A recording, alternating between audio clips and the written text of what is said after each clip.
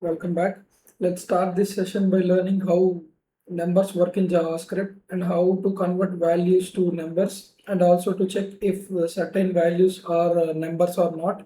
And before starting this session, go ahead and open up your starter files for this session so that we can just take a look at here at this JavaScript. So as I said in the last session, in this one we'll continue working on our Bankist application. Okay. Now what the difference here is that now we have here the different data as you can see here, and so we have here the only two accounts, account 1 and account 2, and each account has a new array which contains the dates of the movements, and we also have the currency property here and also local property here. Right now we use this data in the lecture of this session. Okay, and then down here we have the complete application that we built in the last section, and if you want, just go ahead and replace this entire code that I have here with your own code from the last session. Okay, so that we have the same application, only the starter file data is a little bit different, but everything else is the same. So now let's start learning a little bit about numbers. And the first thing that you should know about numbers is that in JavaScript, all numbers are represented internally as a floating point numbers. So basically, always as decimals, no matter if we actually write them as integer or as decimals, we can show that by doing this here. Let me just write here console.log.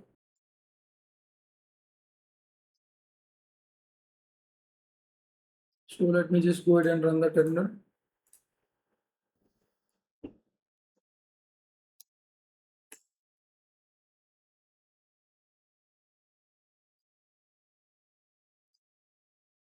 See here, when we run this, see here, we are getting it, the value here, it is true. So you see that 23 is in fact the same as 23.0. Okay, and that's the reason why we only have one data type for all numbers, and also numbers are represented internally in a 64 base 2 format. That means that numbers are always stored in the binary format. So basically they are only composed of zeros and ones and in this binary form. So it is very hard to represent some fractions that are very easy to represent in the base 10 system that we are used to. So let me just write that here in the base 10. So here numbers starting between from 0 to 9. Okay, and then in binary here we have only two numbers, which is the 0 and 1. Okay, so as I was saying, there are certain numbers that are difficult to represent in base 2, and one example of that is fraction 0.1, and then the result in a very weird situation like this. Let me just show you console.log 0.1 plus 0.2. See here the result here, it is a little bit weird, and this is the kind of classic in JavaScript because this result should of course be 0.3, not with all the zeros here, but JavaScript simply has no better way of representing this number. So in base 10 it simply logs, let me show you, in base 10 if it is divided by like this, then the value here will be 0.1, but if the same value here it is dividing by 3 by 10, and then the value here might be 3.33 like infinity like that. So okay, then also it is impossible to represent for us, right? So it would be this number here, the 3 until infinity. Okay, so in binary the same thing happens with 0.1. So we basically get an infinite fraction, and then the result in a weird situation like this one. And in some cases JavaScript does some rounding behind the scenes to try its best to hide these problems, but some operators such as this one simply cannot mask the fact that behind the scenes they cannot represent certain fractions. And by the way, many other languages they use the same system, for example PHP or Ruby, so they don't let anyone make fun of JS because of this. So we just have to accept that it works this way because we really cannot do anything against this. So just be aware that you cannot do anything really precise scientific or financial calculations in JS because eventually you will run up into a problem like this. So let me just show you here.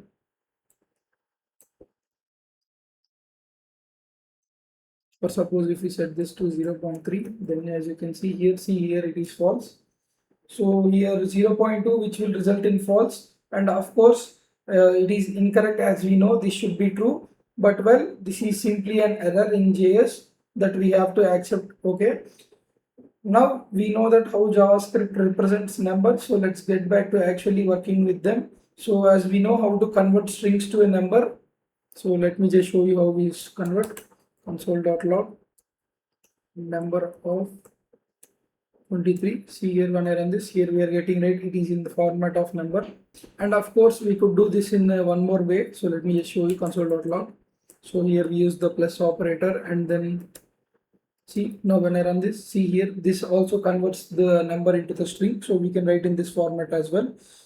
So now let's just get back to our code above here, and then we'll replace here the all the numbers here with this format so that it looks more nicer this way. So in the code here, we'll just replace here with the plus operator, and don't worry about these removing brackets. Our prettier will just take care. Once we save it, it will just automatically remove the brackets. So here as well.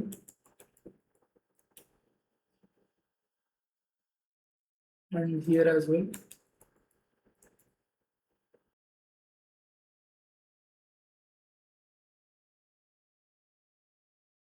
And here as well. So in these four places, we need to change this. See here, once we save it, automatically prettier just remove the brackets, and then it works perfectly fine. So nothing changes we made except to convert the number into this format. Okay.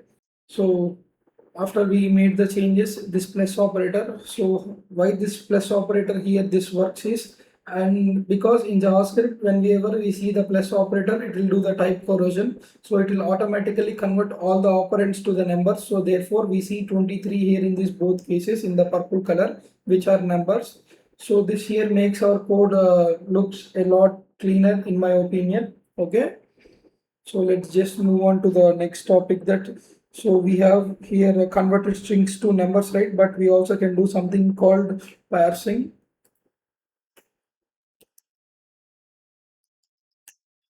We can use the parse a number from a string. So on the number object, which has a kind of this function here, but it's also an object in the end. So remember, every function is an object. So let me just console.log number dot parse int of 30 pixel for suppose.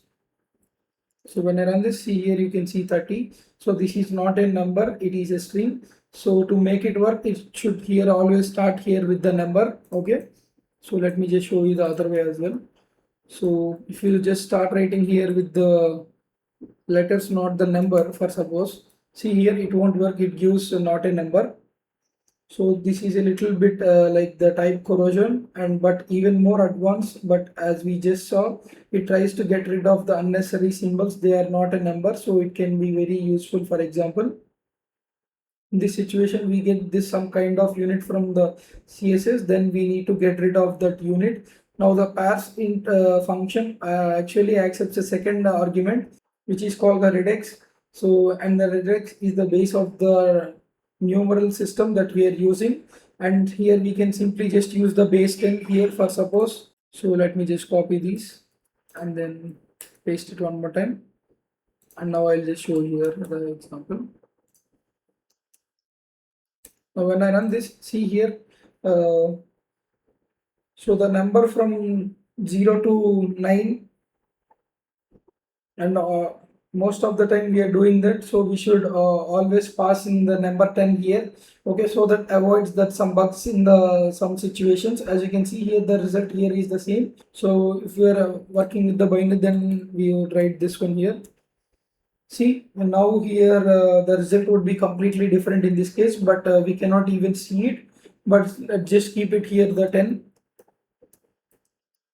Okay. So this is with the integers. This is what int here stands for. So parse integers, but there are also parse float. So let me just write here example console.log number dot parse float of 2.5 rem for suppose.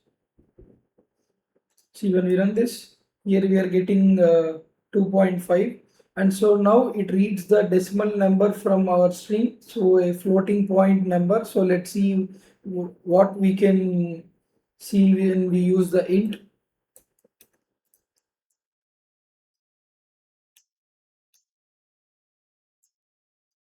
Here when I run this, here the answer is only the 2.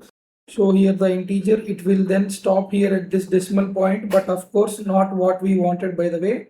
And we could even have the look at here some the white spacing. So let me just show you here. So when you give the spacings here, see here it still works the same way. Okay, and that would not affect anything at all. And by the way, these two functions here are also called global functions, so we would not have to call them on number, for example. So let me just copy this here again and paste it. So if we just directly console.log without saying the number, see here it still gives us the output. Okay, this is the more traditional way and old school way of doing it. And now in modern JavaScript, it is more encouraged to call these functions actually on the number object. Okay, so we say that numbers here provide something called namespace. All right, so a namespace for all these different objects like phrase float and phrase int. And anyway, let's now explore another function of this number spaces. So it is called a not a number. Okay, so console.log number dot is not a number of. So and then we can use this to basically check if any value is a number. Well, not any value but more than that later. For example, here in this case we'll just use 20. See here it is getting here the false. So when I just then use here the string, see here still it is giving me the false. Now let's try by converting a string to a number. So let me just copy this here and then paste it here again. So we'll just use the plus operator and string, right? So right now, see here in this case it is true, because this here it will not be a number, right? Because it is a string, right? So it is the true. So let's try one more. So let's just say here we are doing some 23 divided by 0. So basically 23 divided by anything divided by 0 here. So basically anything divided by 0 here, it is the infinity, right? So infinity means which is here the false, right? So it is not a number, right? So here it is giving the false. Okay, so this is not a number, and it is actually not a perfect way for checking if a value is a number, because it doesn't consider this use case, and sometimes this might very well happen, and therefore it is a therefore there is a better method called is finite.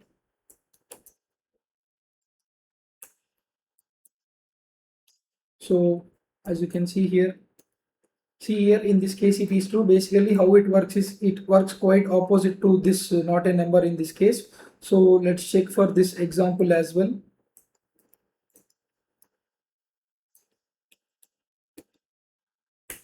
See here it is false, because here it is not a number, here it is a string, so it is just giving us. So again let's just check this for this one as well.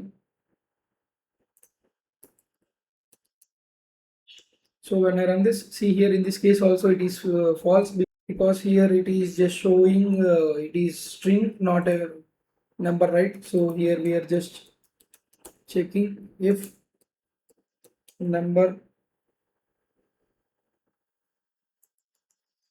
if value is number. Okay, and lastly when we check this,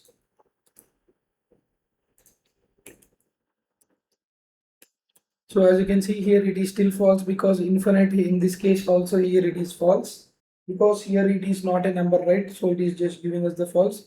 So whenever I need to check a number, so this is the one to go, or if I'm using integers, then I use integer. As I was just saying before, we can do this. So console.log number dot is integer of 23 for suppose. As you can see here it is true. So when we write here 23.0 as well, See here, still here it is true. Now if we try one more example here using this. So here let's say 23 divided by 0. See here it is false because here is also it is infinite. Now in our project that we are currently building, there is not really need to check if any of the inputs is really a number or not. So in this particular case, we don't need to go back and change anything. But it's still good to know about especially this method here, so that your go-to whenever you need to check, okay, this method. And if something is not a number and going back here is the phrase float, this one here, you should the phrase float function should be your go-to, and whenever you need to read a value out of a string, for example coming from the css, then you always go get this one. So it is very nice to able to read the numbers out of the string. Okay, that's it for this video.